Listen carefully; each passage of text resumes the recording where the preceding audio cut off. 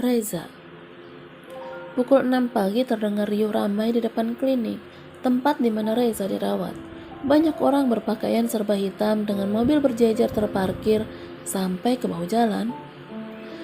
Ana yang baru terlelap kurang dari 2 jam akhirnya bergeliat, terpaksa membuka matanya yang cukup berat. Rasa pusing langsung terasa di kepalanya. Brak. Pintu dibuka dengan cara cukup keras, membuat Rafka yang baru saja keluar dari kamar mandi harus terlonjak kaget sambil mengusap dadanya dengan mata yang membulat sempurna. "Ada apa?" tanya Rafka yang bingung saat ada 4 pria orang berawakan tinggi besar berotot masuk secara tiba-tiba ke dalam kamar rawat inap Reza. "Tuan muda?" seru salah satunya. Lalu ketiga orang lainnya pun menganggukkan kepalanya. "Bagaimana?" Kini terdengar suara pria tampan dengan memakai kaos putih yang masuk begitu saja. "Siapa lagi kalau bukan Ardi?" "Ini benar tuan muda, tuan," jawab salah satu dari keempat pria tinggi besar tersebut. Ardi terus melangkah mendekat sampai harus membuat Ana minggir 2 langkah dari sisi ranjang tempat Reza berbaring. "Enak banget lo tidur saat semuanya nyariin lo," gumam Ardi dengan senyum lega. "Maaf, Anda siapa?" tanya Ana dengan sangat hati-hati. Suaranya pun terdengar sangat ketakutan. Ardi langsung menoleh ke arah wanita yang matanya terlihat sedikit merah dengan wajah pucat ditambah rasa takut yang sangat jelas terlihat sampai ada bulir keringat di dahinya. "Lo perawat di sini?" Ardi balik bertanya saat dia dengan seksama memperhatikan baju yang dikenakan Ana. Iya, jawab Ana dengan terbata. "Gue Ardi." Dia langsung mengulurkan tangannya pada Ana. Gadis cantik itu harus beberapa detik terdiam lebih dulu sebelum menyambut uluran tangan pria tampan di hadapannya itu. "Ada perlu apa ya?" Kini Rafka sudah mendekat dan berdiri di sisi Ana dengan tangan merangkul bahu adik kesayangannya itu. "Gue sahabat Reza," jawabnya cepat.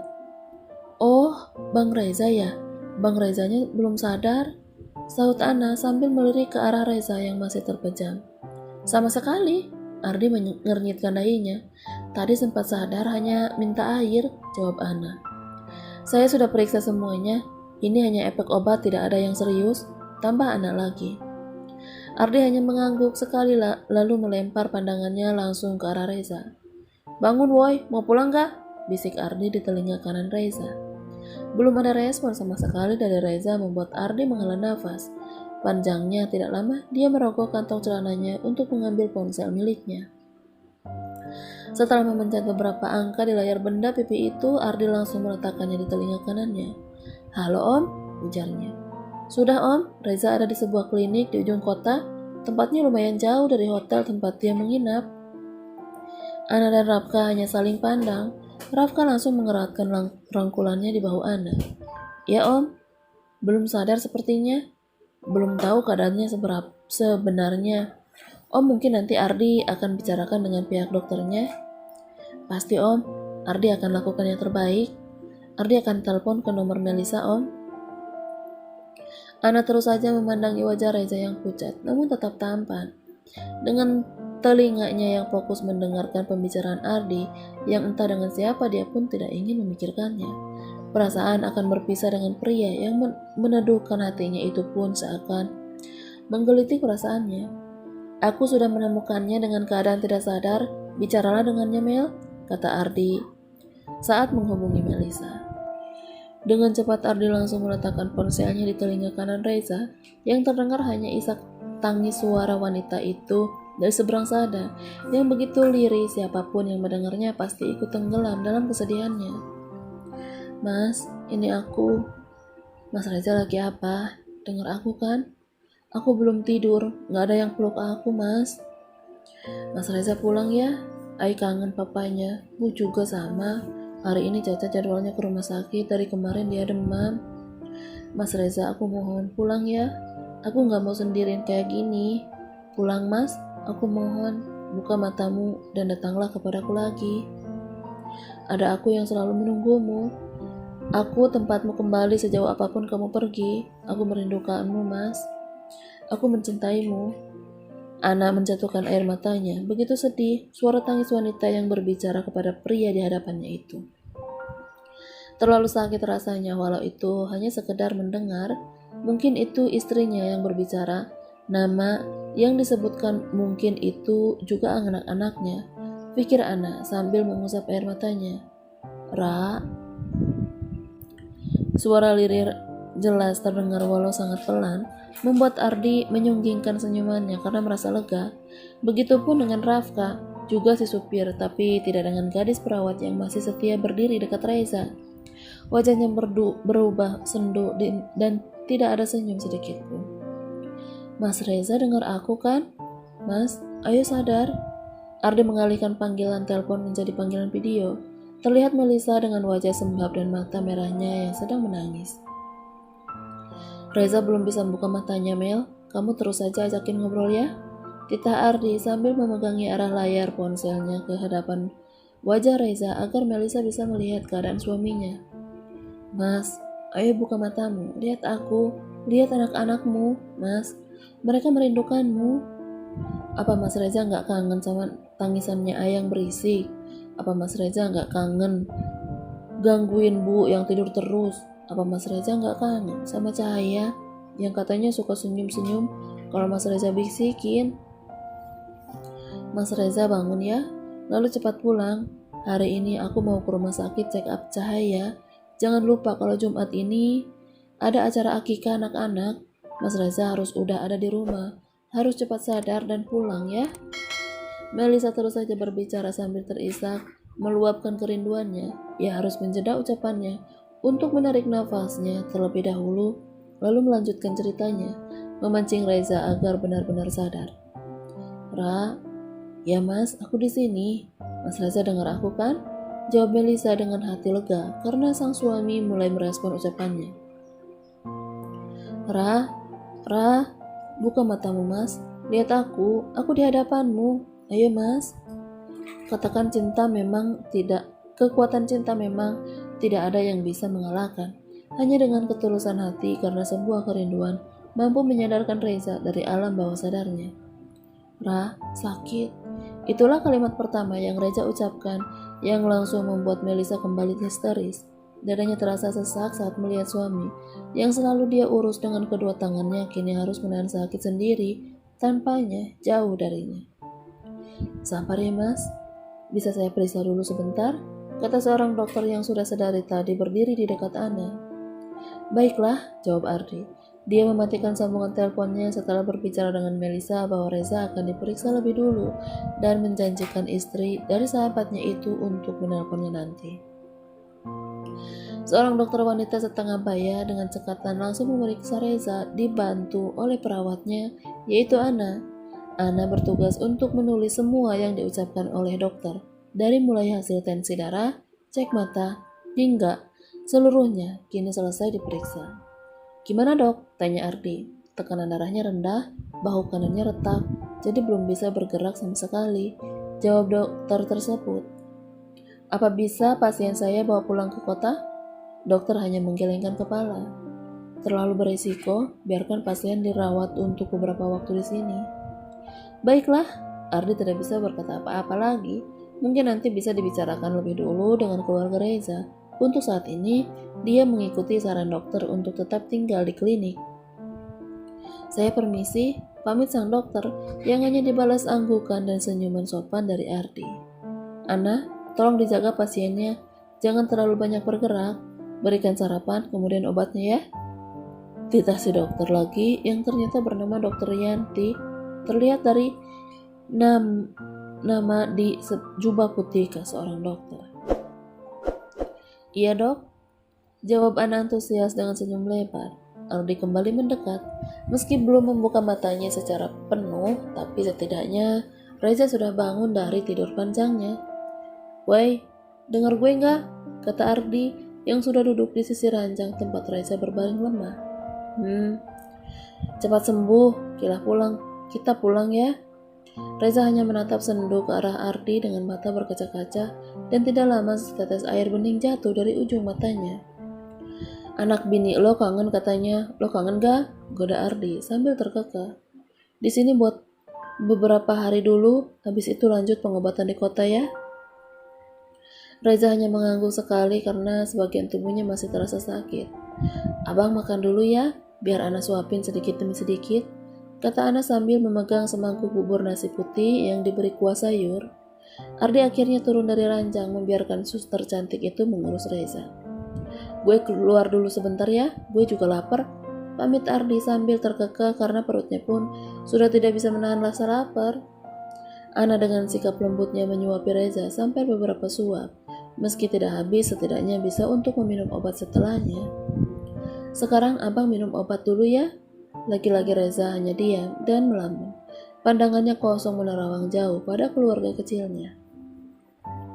Bang, ucap Ana lagi. Minum obat dulu, nanti istirahat lagi. Reza hanya mengangguk. Dia menerima dengan pasrah apapun yang dilakukan Ana kepadanya. Sentuhanmu seperti Humairahku. Begitulah batinnya berkata. Ana mengurusnya dengan sangat baik. Senyum manis tidak lepas dari wajah permata bulat itu, ditambah dengan hidung mancung yang membuat Ana sungguh indah dipandang. Meski tidak ada getaran apapun dalam hatinya, tapi tidak bisa ia pungkiri, Reza sangat merindukan sang istri. Abang, nggak mau tidur lagi? Tanya Ana setelah memberikan obat kepada Reza. Reza hanya menarik nafasnya sambil terus menatap kedua manik mata Ana yang coklat berkilau, lalu sedikit menggelengkan kepalanya. Terus, abang mau apa? Abang harus banyak istirahat biar cepat sembuh. Ana terus saja berbicara dengan lembut dan penuh perhatian, menghangatkan hati Reza yang sedang dirundung rindu. Kasihan anak istri abang, lirih Ana. Entah mengapa, gadis cantik itu malah mengatakannya sambil menunduk. Namamu Ana? Tanya Reza pelan dan terbata-bata, yang langsung membuat Ana mendongakkan wajahnya kembali menatap Reza. Iya, namaku Ana, sahutnya dengan senyum manis. Wajah murungnya langsung hilang saat mendengar suara Reza yang amat melenakkan di telinganya. Reza hanya mengangguk sekali, menarik ujung bibirnya untuk mengulas senyum. Terima kasih, ujar Reza lagi. Sudah tugasku, abang mau apa lagi sekarang? Pisang mau? Tanyanya antusias. Jika saja kamu istriku, mungkin aku sudah menggodamu, batin Reza. Abang gak boleh banyak gerak, nanti lama sembuhnya. Begitulah yang selalu Ana katakan untuk memecah keheningan di dalam kamar rawat inap yang tidak begitu besar.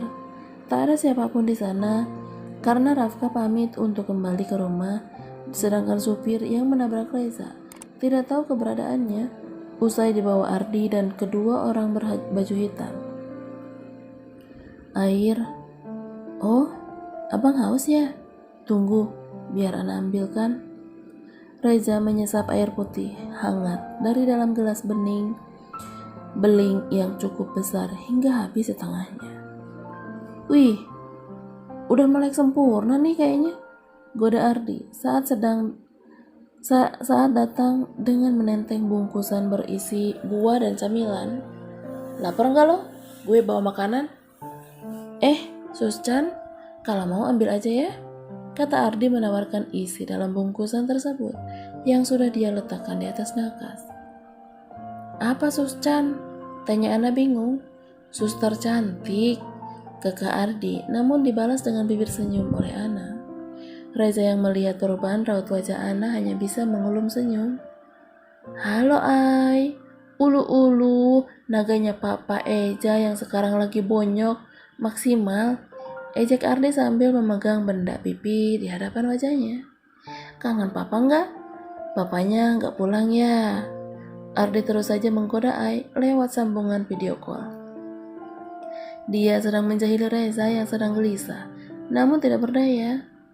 Ai, lirih Reza pelan, rasa rindu kepada si sulung yang selalu memekakkan telinga itu tidak lagi bisa ia tahan. Ai, mau ngomong sama anak lo? Tanya Ardi sambil terkekeh. Reza mengangguk, bibirnya tersenyum, namun matanya memancarkan rasa kesal yang luar biasa kepada sahabatnya itu. Halo Papa, sapa Melisa yang hanya suaranya karena layar ponsel seluruh dengan wajah baby Ai.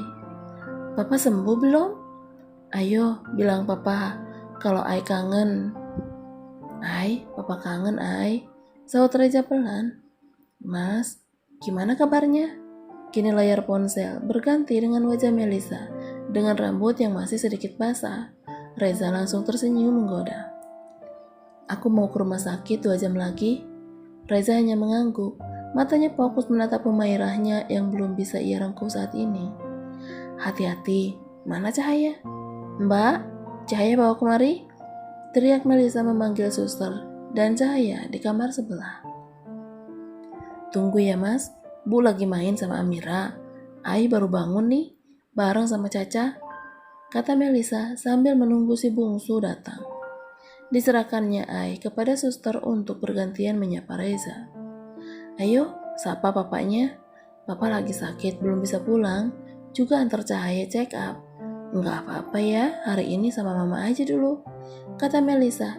Dia sedang bersusah payah untuk tidak menitikkan air matanya. Aku mencintaimu, Ra. Tunggu aku pulang. Prang. Sebuah gelas hancur berkeping-keping hingga serpian kacanya berserakan di lantai. Melisa yang mendengar kegaduhan itu pun langsung bertanya, suara apa mas? Gelas jatuh, Ra. Kepalaku sakit banget. Lirihnya lagi sambil memejamkan matanya. Mas Reza istirahat aja ya, sahut Melisa khawatir. Tapi aku kangen, Ra. Ana yang sibuk membersihkan pecahan beling hanya menunduk menggigit bawah bibirnya.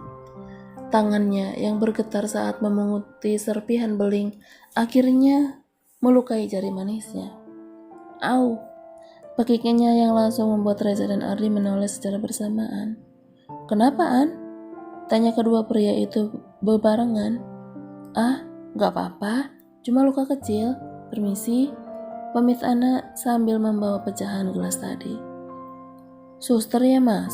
Tanya Melisa saat wajah suaminya kembali terarah kepadanya. Reza hanya mengangguk sambil mengulum senyum. Wanita yang sangat dia rindukan kini tepat di hadapannya, walau hanya lewat layar ponsel.